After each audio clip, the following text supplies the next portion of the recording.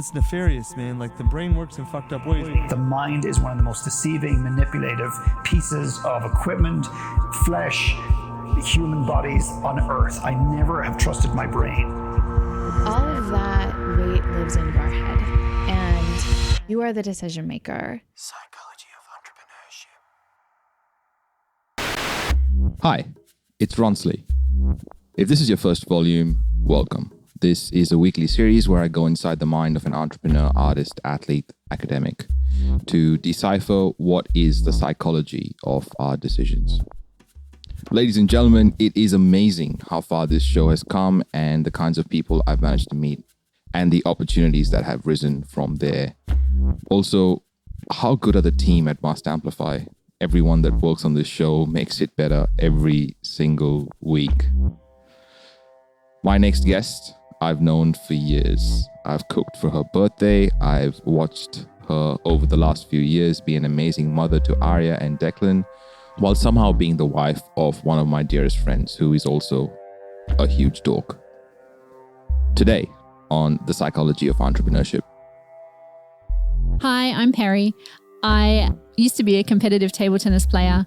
I have 2 Commonwealth Games silver medals. I competed in 3 Commonwealth Games for Australia, and I competed in table tennis for Australia for a total of 13 years. To understand Peri is simple. She is the nicest person you'll meet until she's near a table tennis table. Well, she even really enjoyed beating me when we went bowling last month. The easiest way to explain her is that she's got something inside that I've seen in a few people. My dad has it. It's like some sort of fire. Maybe a story might illustrate what I really mean.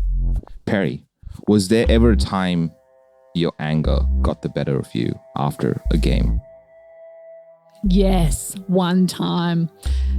I'm quite proud of my medals and I do keep a stash. My husband tried to get rid of them. And I did get rid of some trophies because I had too many. Like, it's just too many. And so I sorted them out and I threw out half of them. I've kept the ones that really mean something to me.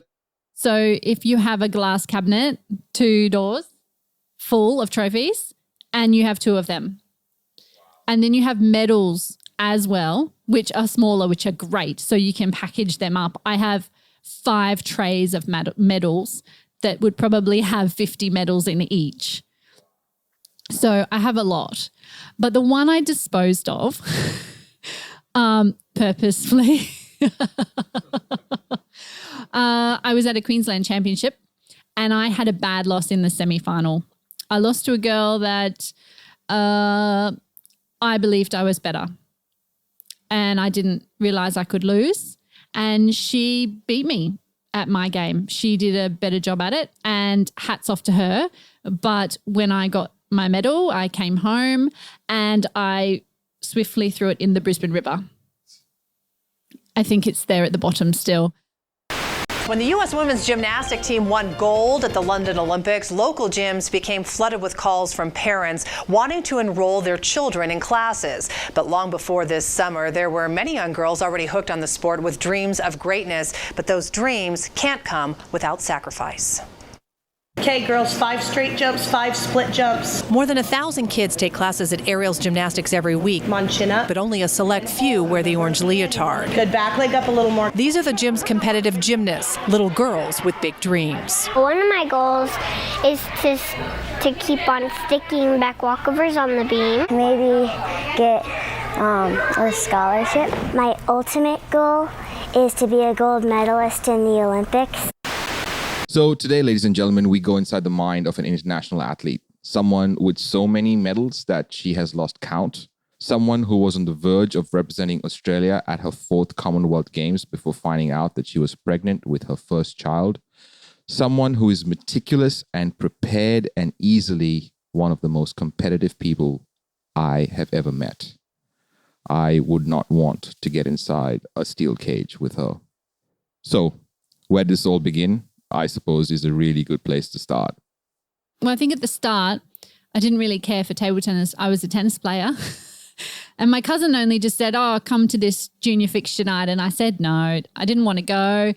I pushed it off for 2 or 3 weeks and then eventually I went. And then the coach was there, said, come for a training session.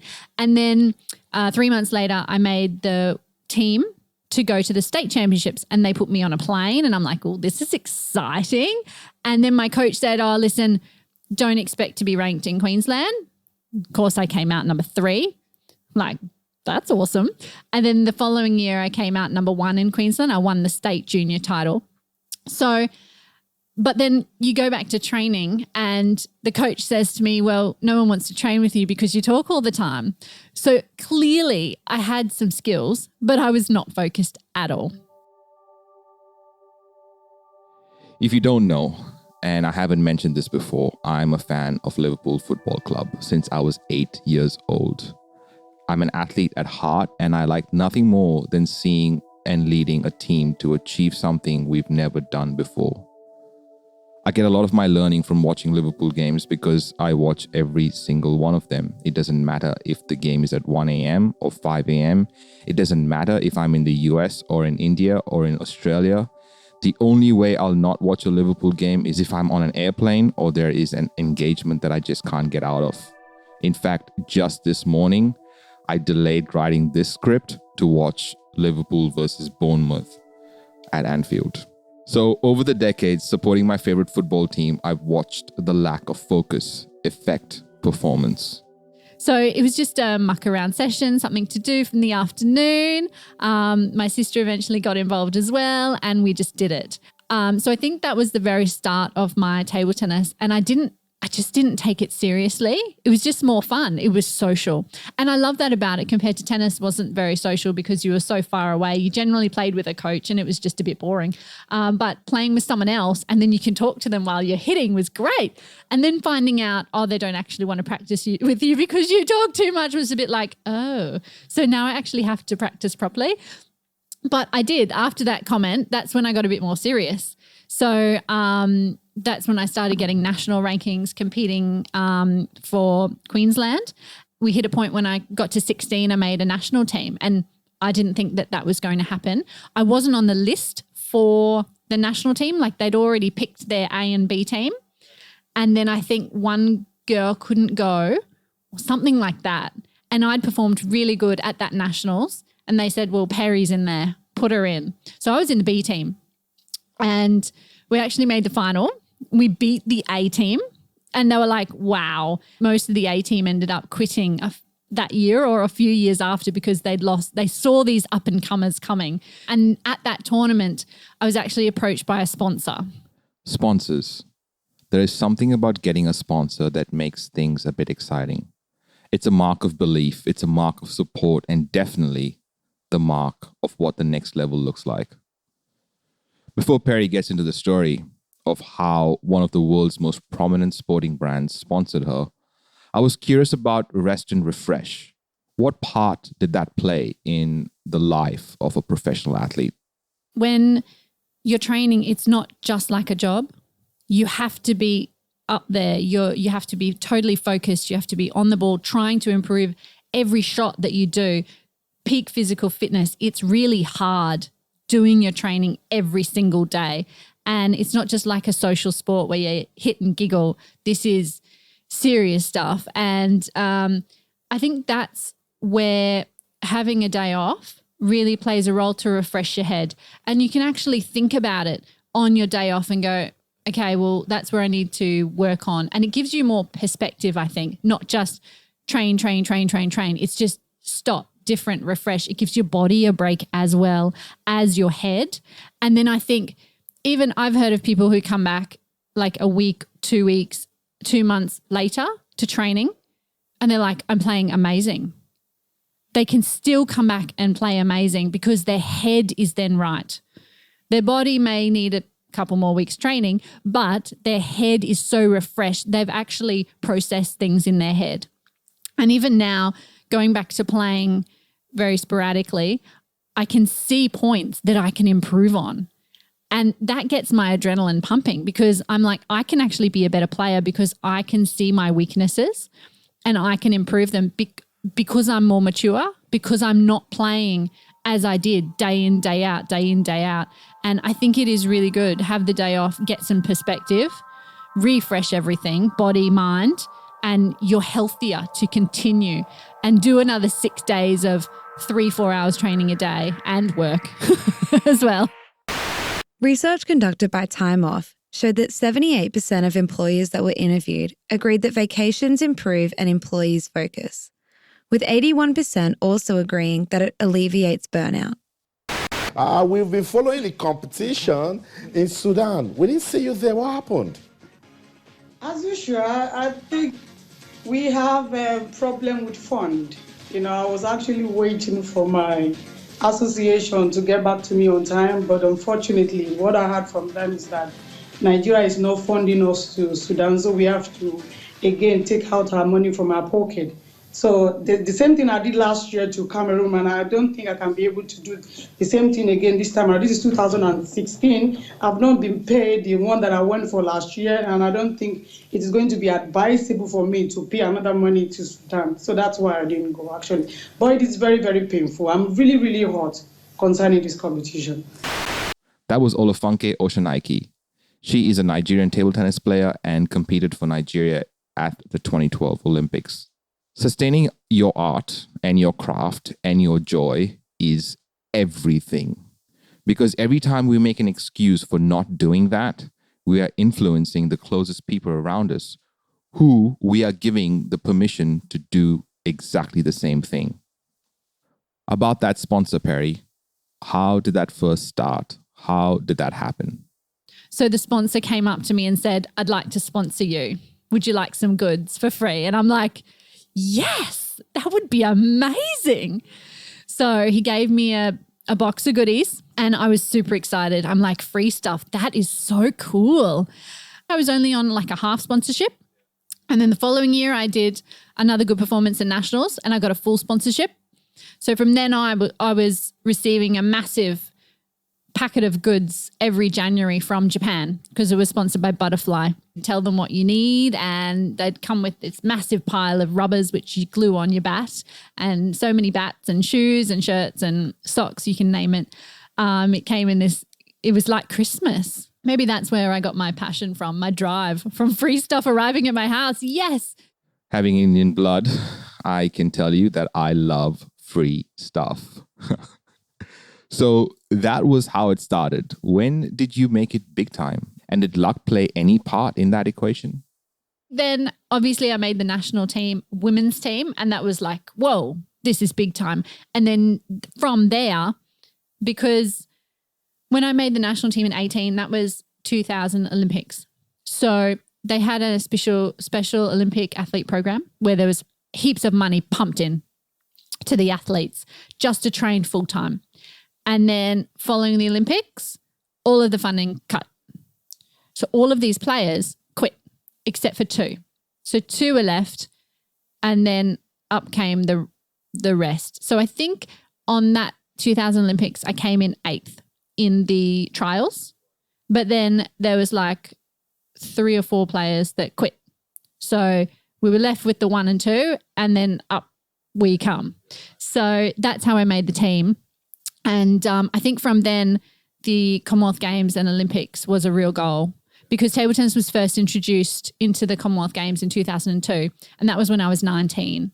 So that was a really big trials that we had, my first really big pressure. And I succeeded. I came in 4th and they took 5 in the team. And it was just amazing going to the Commonwealth Games. It's something that I'd never realised before that you could do. Apart from the World University Games, I went to that as well. That was in Beijing. Yet again, getting all this free stuff, free clothing. It's just all green and bright yellow. The life of anyone that puts their heart on the line includes setbacks. For an entrepreneur, it could be attempting a new project and unexpected stuff comes up. For a mother, it could be an embarrassing situation because of something her child did. For an athlete, it's injuries. I didn't have a lot of bad injuries at all. Table tennis isn't really contact sport. So I think the contact sports have a lot more injuries. But I did tear my infraspinatus partially. And that played a role, I think, subconsciously on my head.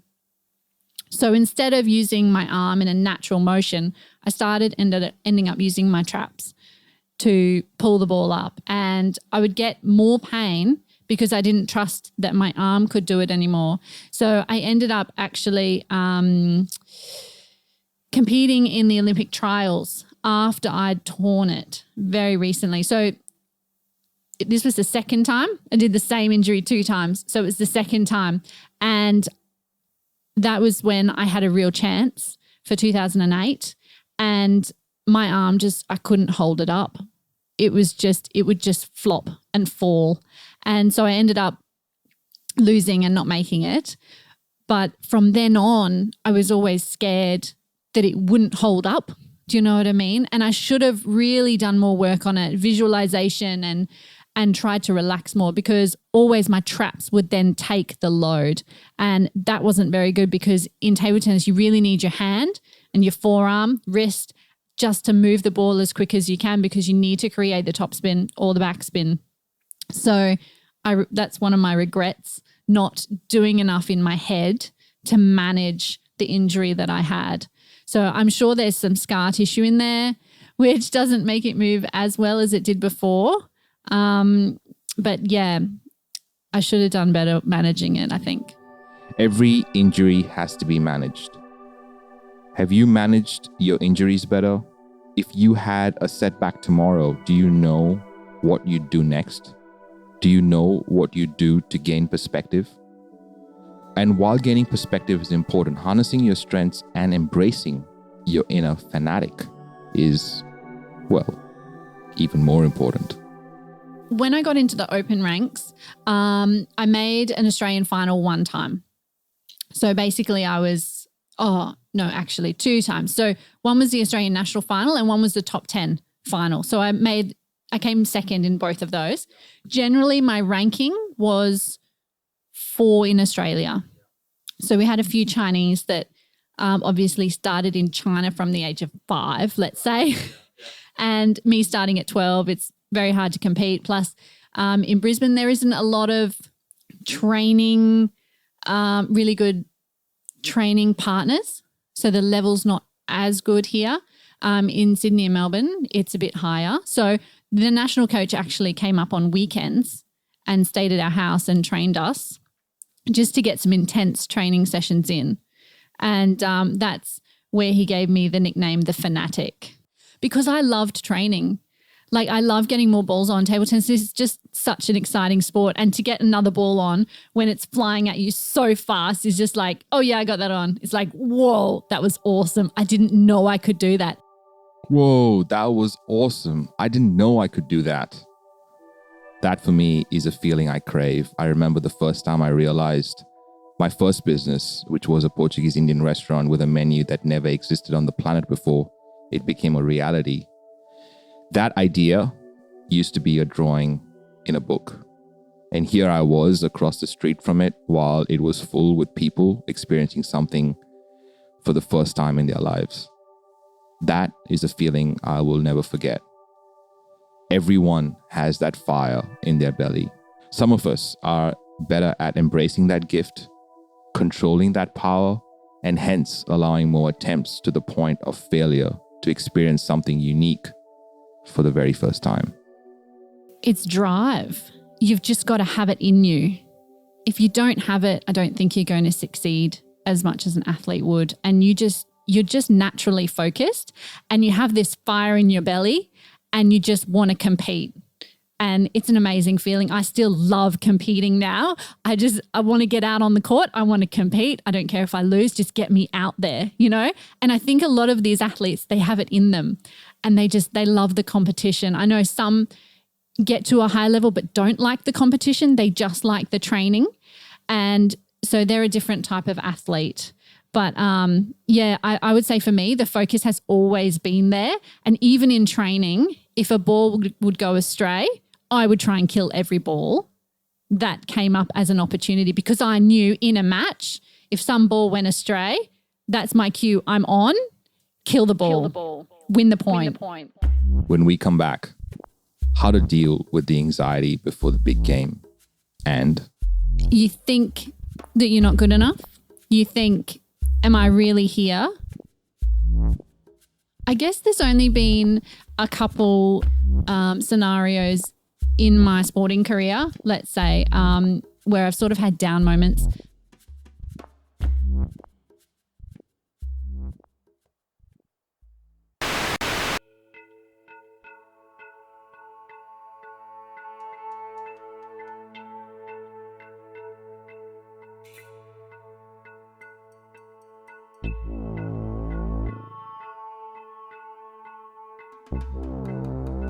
Psychology of entrepreneurship.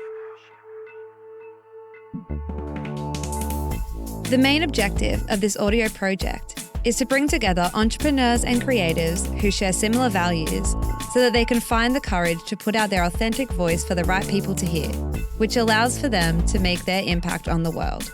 Every great movement started with a memorable speech.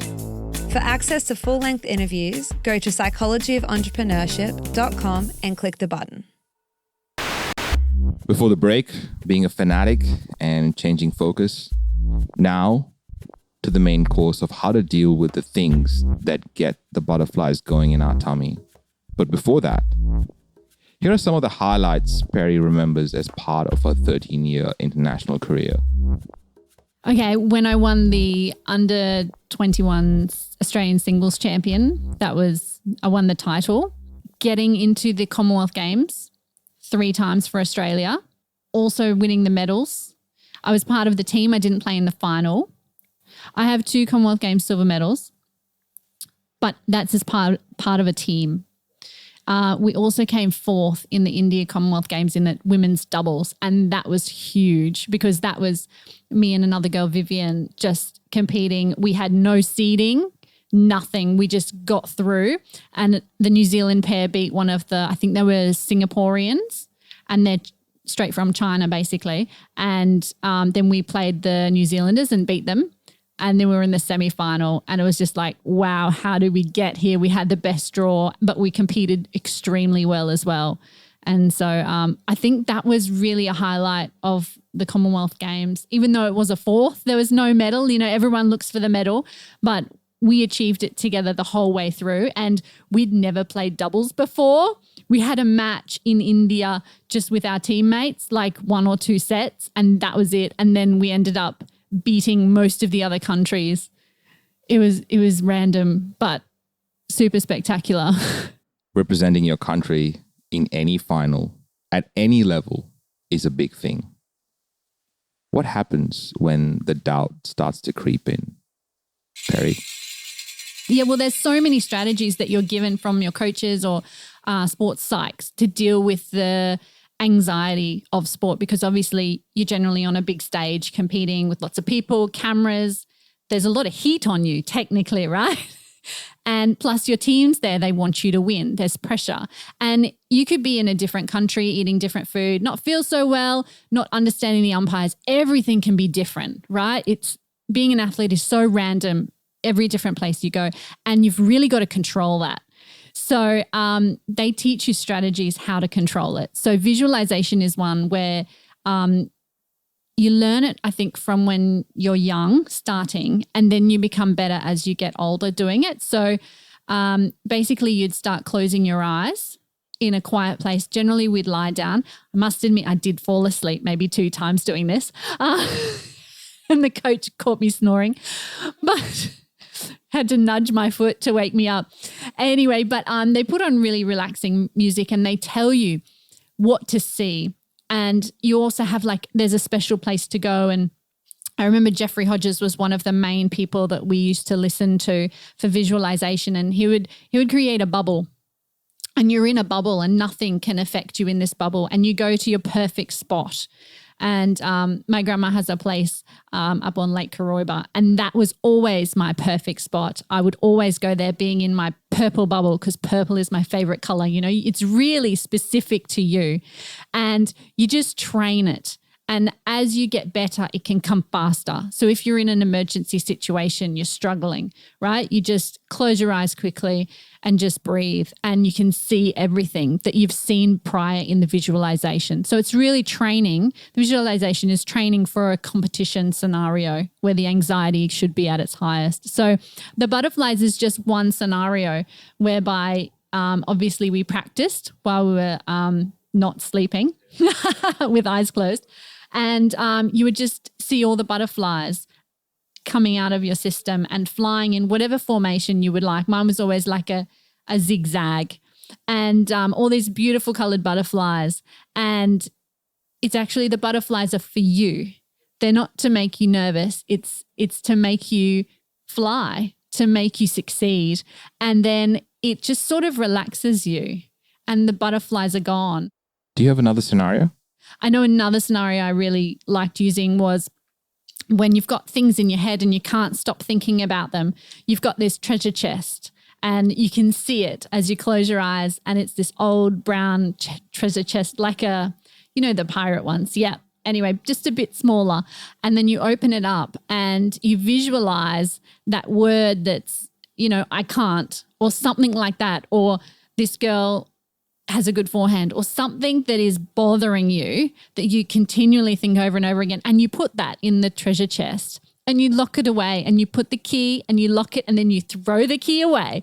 And technically what they're saying is that whatever was in your head is now locked away and you can't access it. So that's another one that I really, really used a lot. Were there times that these methods didn't work, Peri? Did you ever consider giving up? I guess there's only been a couple scenarios in my sporting career, let's say, where I've sort of had down moments. My sister was actually playing table tennis as well. So she was on the verge of the national team. And when I was 21, she was very close to beating me. And I was getting quite nervous competing against her because obviously she's 4 years younger. I'm the better player. And if you're nervous, your standard drops automatically because your shots aren't flowing, your muscles are too tense, and you're not energetically fully there. So I actually considered giving up, and I almost did. But something in my head said don't. And I ended up going, okay, well, how do I get over this then? And I ended up training harder. Training harder? Wait, Peri, give me more details. What happened? I was due to play a tournament in Lismore, and I ended up not going because I was too scared to lose. And then I just said to myself, this is really silly. And although I didn't like losing to her, it was the worst thing in the world. I just said, well, that's it. If you quit, there's no going back. But if you keep going, work harder. So every day I did more physical exercise than her. I put more hours on the table than her. And I made sure that I could win every match. And I did most of the time. So, but then she became a lot better as well because she started when she was 9. So I think the younger you start table tennis, the better it is for your reflexes, your coordination, the hand-eye, everything like that. But yeah, I just put in more work and my head just said, give up or go for it. And I went, go for it. And I stayed competing for another 10 years after that. So obviously I wasn't ready to retire at 21. That would have been silly. I would have wasted all that travel time and competition. Research by Edwin Locke and Gary Latham found that when people set specific and challenging goals, it led to higher performance 90% of the time. As entrepreneurs and creators, we love morning routines. Well, some of us, the routine gets us going. It sets us up. It makes us get out of our heads. Peri, did you have a routine before your games? Did you have a goal before you began a tournament? My goal would be to win the tournament, but I think the immediate goal is go through every match undefeated and start from scratch. Right, I've got this opponent. Okay, what are her weaknesses? What are her strengths? All right, this is the way we play the game. So you really have to focus not on the winning, but on the process of how you are going to win. And I think that's the most important part about sport. If you really focus on the end goal, yeah, I'm going to win this, you probably end up losing. Generally, I'd have the same preparation, like pre-match preparation, and it'd probably start by filling up my drink bottle. So I've got enough water. I'd probably go to the bathroom, and then I would start warming up. So I'd sort of flex my body, do some dynamic stretching. I'd then talk to my coach about how I'm going to play the game, exactly what I said before. What are the weaknesses? What are the strengths of the person? And then be ready to execute, wait for the person prior on the court to finish, and then, try and boost myself up, positive energy, go over tactics again, keep stretching depending on how long the match before is going, and then, hit the court. I'd probably be a bit nervous. Always before a match, you're sort of a little bit nervous. I don't know if there's any athletes that aren't nervous. But I got the butterflies in my tummy, but in visualization, I've been taught that the butterflies in your tummy, you've got to let them fly into formation, and you sort of visualize them flying just up out of you, and it just helps calm me. You might take a few deep breaths and then, let's do this. Get on the court. What happens when your internal voice is negative, Peri? How do you deal with that? You think that you're not good enough. You think, am I really here? Can I win this? And I think most of the thoughts in your, I guess you could call it your second brain or your internal voice is negative. And in the end, I'm just like, you got to stop listening to this. And I think if you do listen to it too much, it just gets you down. It's not real. Cast it aside and move forward, because obviously if you make a team, you are good enough, and just go forth and do your best and forget the rest. Melissa Ambrosini in volume 21, who is the author of the book Your Inner Mean Girl, talks about the cast process she has, and she also talks about it in her TED Talk. It is a 4-step process to deal with the internal voice. Well, I personally think that there's only one voice, and you can call it your ego or your inner critic or your inner mean girl or your inner bad boy or negative Nancy, whatever voice you want to give it, right? And I think it's really important to give it a voice, which is what I talk about in my TED Talk. I take them through the cast process. And the first step of the cast process is C, creating a character. C stands for character. If you haven't checked out that volume and the cast process, I highly recommend it. It is volume 21 again. All these experiences that Peri talks about comes from different influences, different things that happened, and different people that influenced those decisions. My mother, as an example, was a PE teacher, and she taught at a lot of schools. And she actually stopped me from doing HPE at school because she said, I don't want you to end up doing what I did. She said, don't go there. And I really wanted to do HPE because obviously I was an athlete, and I'm like, this would be great. And she also said there's way too much gymnastics in the syllabus and you're not flexible.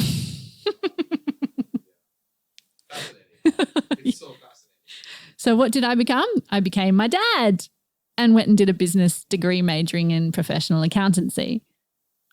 So of course, sometimes you just follow what your parents do. But I did that mainly because my family owned an accounting business, and so I could do the sport on the side and travel 3 months of the year while I worked 9 months. And even when I came back from trips, they would all have a go at me and goes, who's this new employee? And I'm like, oh gosh, I do work here. And one of my bosses actually said one day, listen, if you can't stay the whole day and you're not committed to this, go and work at Subway. And I was like, well, no, this earns more.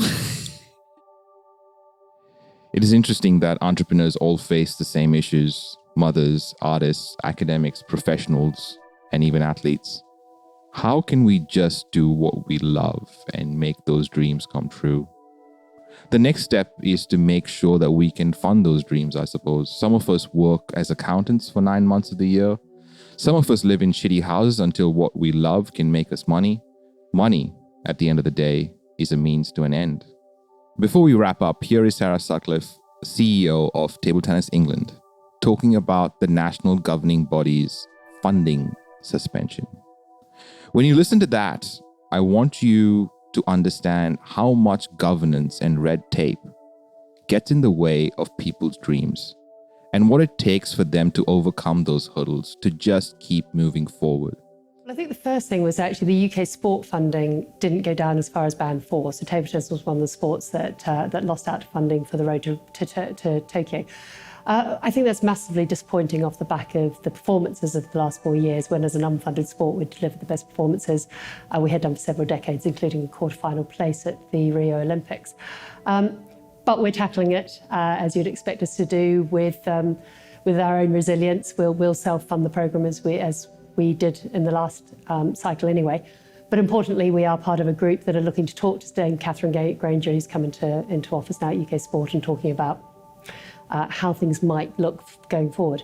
When it comes to Sport England, we've recently had our funding suspended because at the AGM we weren't able to secure the vote we needed to change the governance code. On that note, what would you have done differently career-wise, Peri?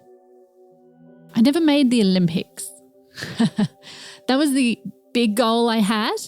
And I think if I look back, because table tennis isn't so big in Queensland where we live, there's just not so many training partners that you can have. The ones that were better than me were boys, and they have a different style of a game. So I think what I would have done is either got more experience internationally, or during like the holidays, the summer holidays, or another type of a holiday, I would have brought over a player just to practice with me, play games with me. And she could have been used for my sister as well. So we only did it 2 times, but I wish we'd done it a lot more, like had that extra female player there for say a month at a time.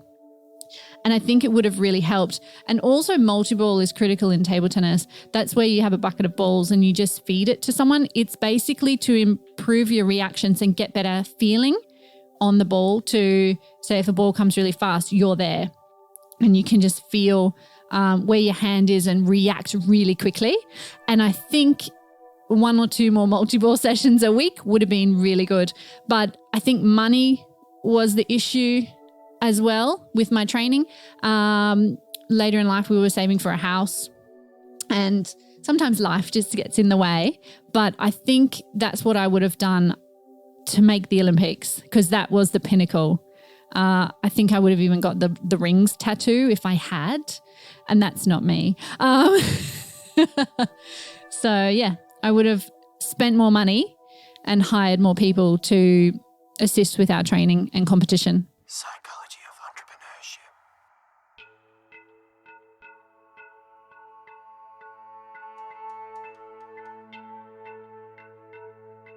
Coming up on the psychology of entrepreneurship. Of what is success when you're hunting for perfection? I think it can make it even worse. Why do we set these unobtainable standards of perfection in a way that we can't measure it? I need those morning hours to work. That to me means if I don't get them in, I'm a lot more unpleasant to be around for the rest of the day and just feel a lot more stressed.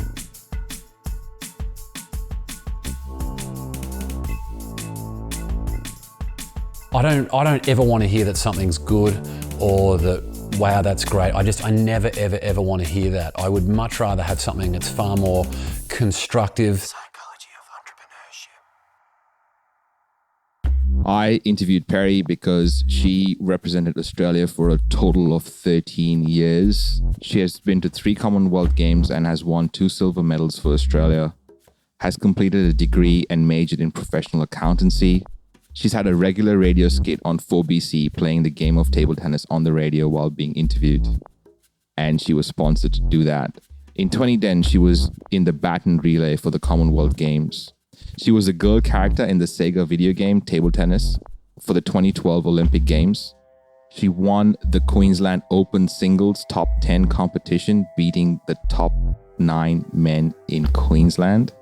Her highest world ranking was 318. She did training stints in Japan, Korea, Austria, China, and Taiwan. In 2004, she, along with her sister Claire, went to the Olympic trials and lost to a New Zealand pair. She missed out on the 2008 Beijing Olympics by 2 spots and in the 2012 London Olympics by 1 spot. She is an amazing human being, a close friend, and a mother.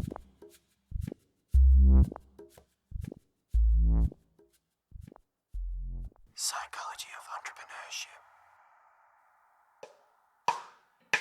This is a Must Amplify production. Special thanks to every guest expert that has appeared on the show. Editing and sound design by Tiago Vega. Voiceovers by Kelly Bunnyman. Guest research and content by Claire Gould and Corinne Castles.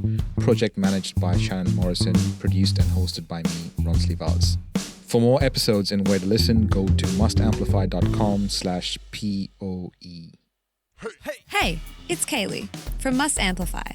I'm the sound engineer for this volume of Psychology of Entrepreneurship. I'm part of the team that made this production come alive. I work as a part of a global team with our studios based in West End, Brisbane, Australia.